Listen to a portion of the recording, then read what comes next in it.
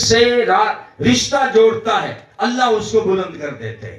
تو اگر کوئی چاہتا ہے کہ میں بلند ہو جاؤں، کوئی چاہتا ہے کہ میں ترقی پہ چلا جاؤں، کوئی چاہتا ہے میری عزت میں بڑھوتری ہو جائے، کوئی چاہتا ہے مجھے سکون بہت زیادہ مل جائے، کوئی چاہتا ہے کہ میرا وقار جو ہے بن جائے، مجھے اسٹیٹس مل جائے، کوئی چاہتا ہے، یہ سارے رشتے اللہ نے قرآن سے جوڑ دیے ہیں۔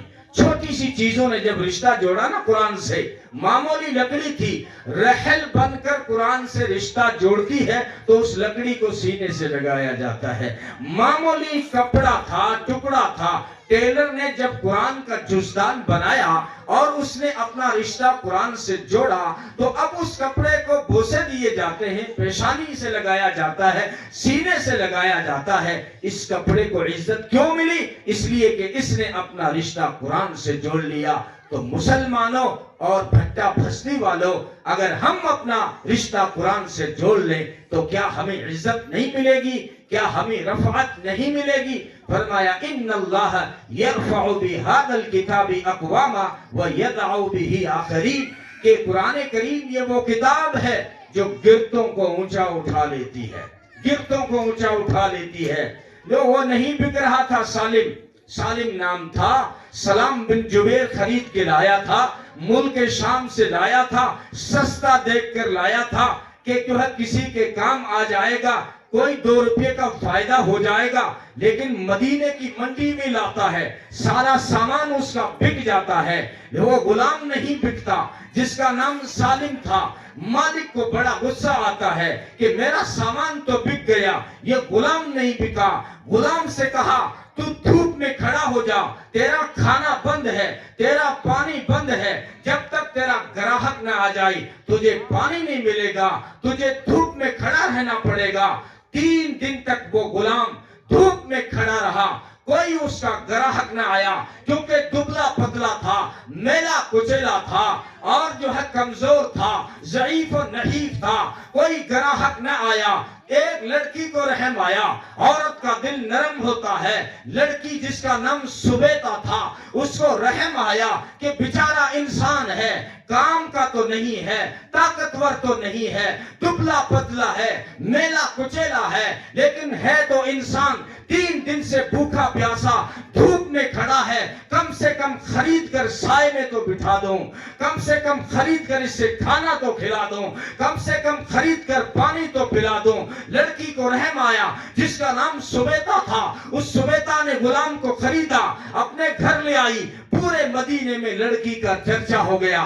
کیا اس کی بیٹی ہے جس نے انسانیت پہ رحم کھایا، جس نے غریب پہ رحم کھایا، جس نے انسانیت پر ترس کھایا، اس لڑکی کا چرچا ہوا، چاروں طرف رشتے آنے شروع ہوئے۔ اخلاق ہونے چاہیے۔ عمر کے زمانے کی بچیوں کے جو اخلاق تھے، وہ ماں کہتی ہے بیٹا دودھ میں پانی ملا لے، پیسے زیادہ ملیں گے۔ بیٹی کہتی ہے ماں دودھ میں پانی نہیں ملانا چاہیے، امیر المومنین عمر بن خطاب نے منع کیا ہے کہ دودھ میں پانی نہیں ملانا چاہیے۔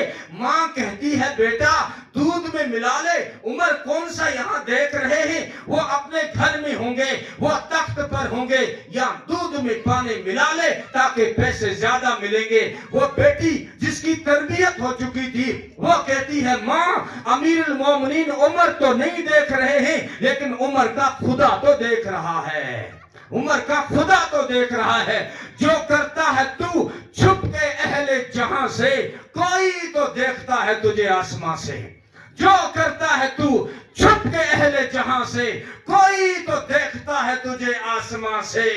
اب جو اس لڑکی کا چرچا ہوا، رشتے آنے شروع ہوئے، ایک قافلہ جا رہا تھا، ملک شام سے آ رہا تھا، مکے جا رہا تھا۔ وہ قافلہ ابو حذیفہ کا تھا جو حضرت عثمان غنی کے پارٹنر تھے۔ اس نے بھی اس لڑکی کا چرچا سنا تو انہوں نے اپنا رشتہ بھیجا۔ ابو حذیفہ خوبصورت تھے، مالدار تھے، رشتہ منظور ہوا، نکاح ہوا۔ اب سبیتا کو، اپنی بیوی کو حضرت ابو حذیفہ مکے لے کر جاتے ہیں جہاں ان کے پارٹنر حضرت عثمان غنی رہتے ہیں، لیکن حضرت عثمان غنی نے ملک شام سے آنے والے قافلے کا استقبال نہیں کیا۔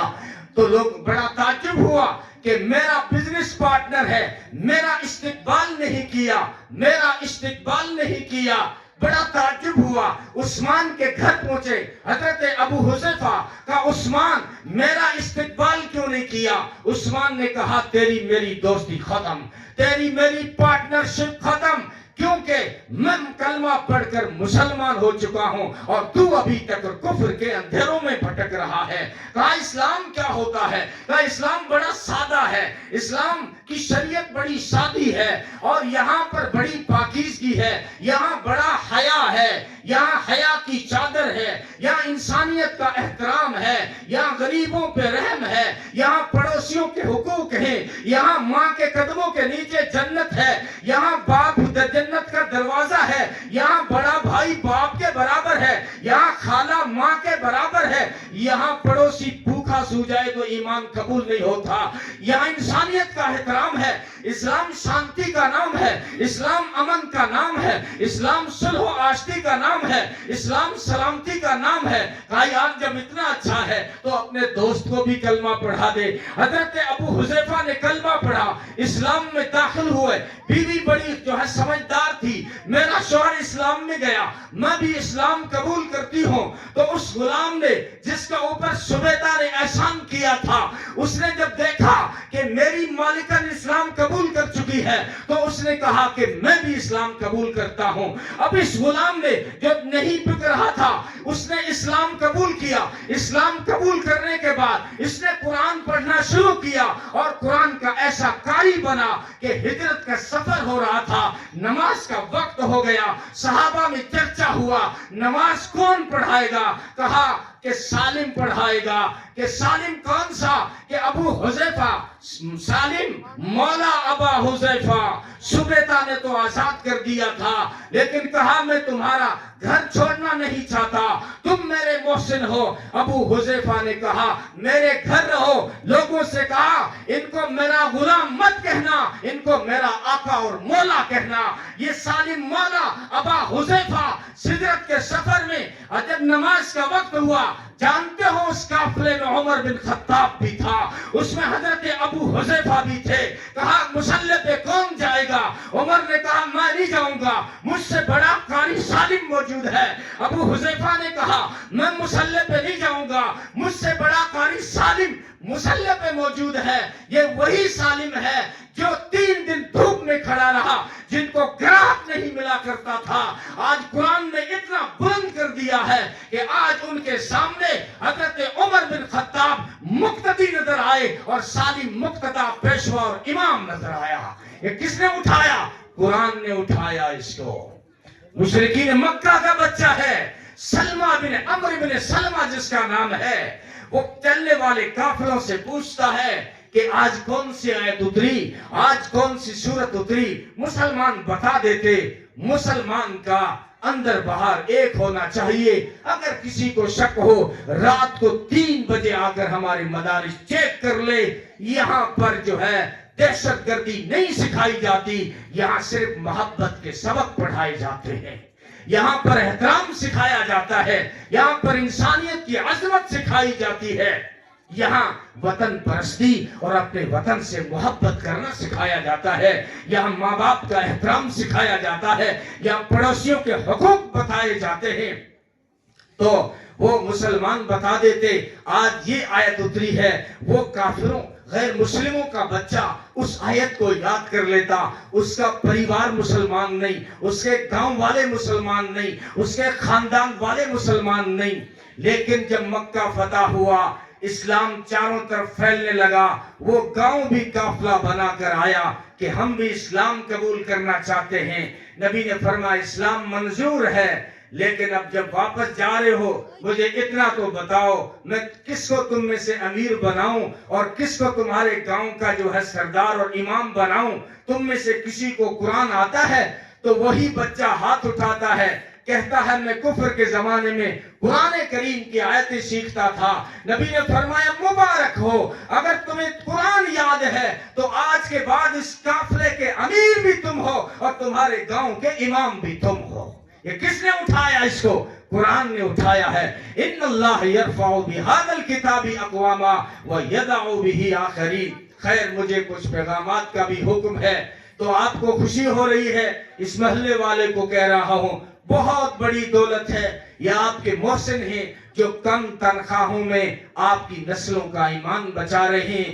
بہت آسان نہیں ہے، آسان نہیں ہے، مسلم بن کر ہند میں رہنا سب کے بس کی بات نہیں۔ آج حملے ہیں، ایمان پہ حملے ہیں، ڈاکے ڈالے جا رہے ہیں ایمان پر، کبھی شکیلیت کا حملہ، کبھی قادیانیوں کا حملہ، کبھی سوشل میڈیا کا حملہ، کبھی مرزا انجینئر کا حملہ، کبھی کسی اور کا حملہ، ہزاروں حملے ہی ہماری نسلوں پر۔ ایمان کو بچانا آسان نہیں ہے اس دور میں۔ یہ اسٹیج پر بیٹھے ہوئے علماء آپ کے محسن ہیں جو کم تنخواہوں میں آپ کی نسلوں کا ایمان بچا رہے ہیں۔ تم پوچھتے ہو کہ ان کی تنخواہ کتنی ہونی چاہیے؟ مجھ سے پوچھو گے تو میں کہوں گا جتنا ایک وکیل پہ خرچ کرتے ہو اتنا ان پر خرچ کیا کرو۔ جب دنیا کے کسی کیس میں پھنستے ہو تو مال کو بے دریغ لٹا دیتے ہو۔ یہ تو دنیا کے کیس کی بات ہے، زیادہ سے زیادہ 10 سال جیل میں جائے گا، لیکن قیامت کے میدان میں مسئلہ جنت اور دوزخ کا ہوگا۔ وہاں تیرا باپ تیرا وکیل نہیں بنے گا، وہاں تیری ماں تیری وکیل نہیں بنے گی، وہاں تیری بیوی تیرا وکیل نہیں بنے گی۔ وہاں قیامت کے میدان میں اگر کوئی وکیل بنے گا تو وہ قرآن کا حافظ ہوگا یا عالم ہوگا۔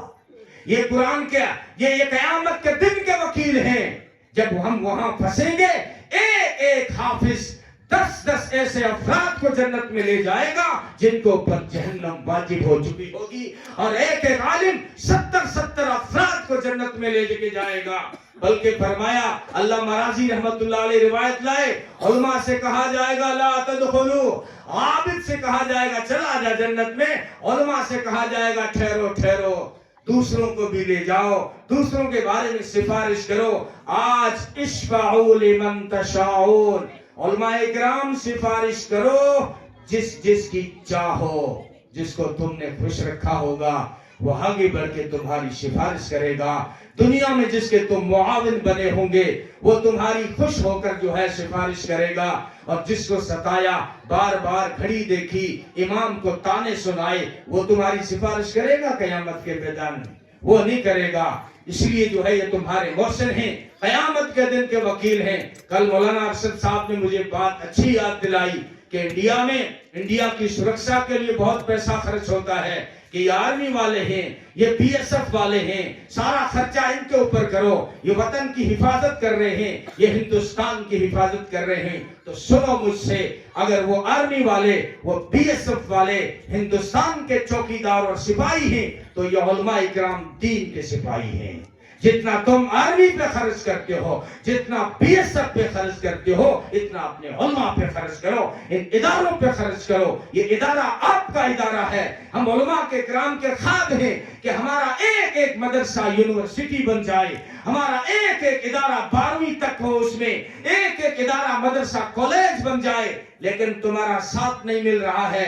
ایک ہاتھ کو ہوا میں لہرانے سے کچھ نہیں ہوگا، جب تمہارا ہاتھ آئے گا، ادھر سے علماء کا ہاتھ آئے گا، تب کچھ آواز نکلے گی، ورنہ کچھ نہیں۔ اس لیے ان کو حقیر مت سمجھا کرو۔ اور جیبوں میں 2 ہاتھ ڈالنے والوں، یہ تمہارے محسن ہیں۔ میں قسم کھا کے پروشوک راجستھان کے ہر شہر میں یہ بات کہتا ہوں کہ اگر یہ محسن تمہارے نہ ہوتے تو آج تم جلسے میں نہیں ہوتے، آج تم شکیلی ہوتے، آج تم قادیانی ہوتے، آج تم عیسائی ہوتے، آج تم یہودی ہوتے، آج تم مسلمان ہو۔ تو ان علماء کا احسان ہے، ان علماء نے تمہارے ایمان کی حفاظت کی ہے۔ کیا سمجھ رکھا ہے تم نے ان کو؟ ٹھیکے کے خیال میں تو روٹی بھی گئی، چاہی تھی شے بڑی تو چھوٹی بھی گئی، وائز قوم کی نصیحت کو نہ مانا آخر تو پتلون کی تاک میں لنگوٹی بھی گئی۔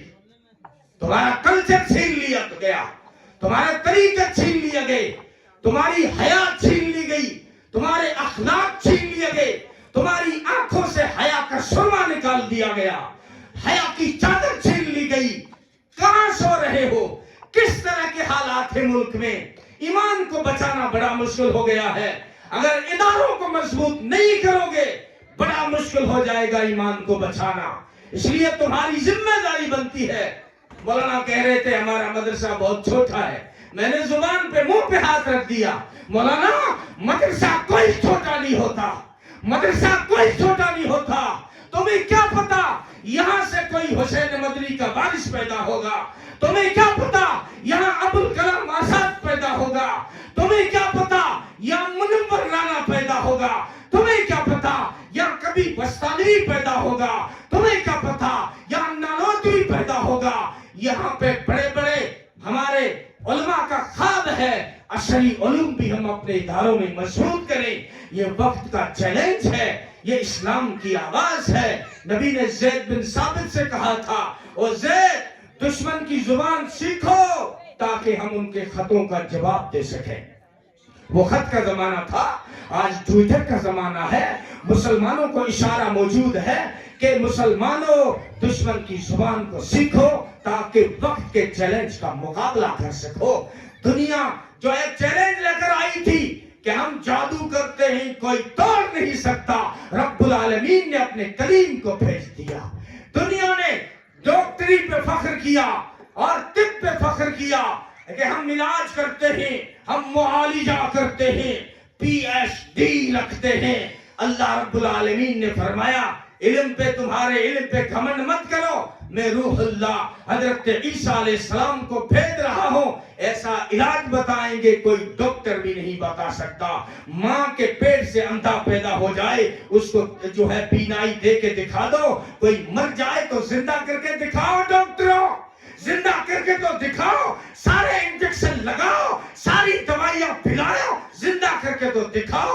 मैं भेज रहा हूं मेरे ईसा को जो मुर्दों को जिंदा करके दिखाएंगे। लेकिन बारी आई अपने महबूब की, रहमत आलम सल्लल्लाहु अलैहि वसल्लम की। बात खास है, लैंग्वेज पे फख्र, जुबान पे फख्र था।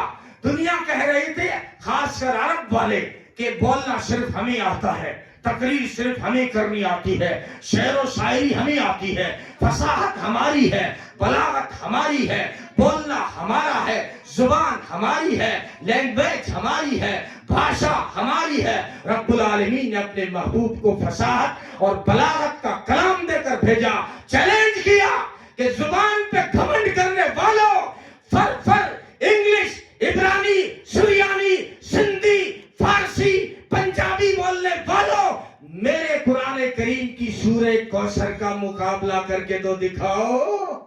मेरे सूरह कौसर का मुकाबला करके ऐसा कलाम करके दिखाओ, ऐसी बात करके दिखाओ, ऐसा वजन बिठा कर दिखाओ, ऐसी तकरीर करके दिखाओ, तो मान जाएंगे तुम्हें बोलना आता है। हमें इशारा है मुसलमानों, अल्लाह ने अपने महबूब को जो भेजा है लैंग्वेज, जिससे बोलना आता है उससे सही तोलना भी आता है। ये वक्त है, इसलिए बच्चे माशाअल्लाह बहुत अच्छा बोल रहे थे, या बड़ों बड़ों की टांगें हिल जाती हैं, लेकिन बच्चों ने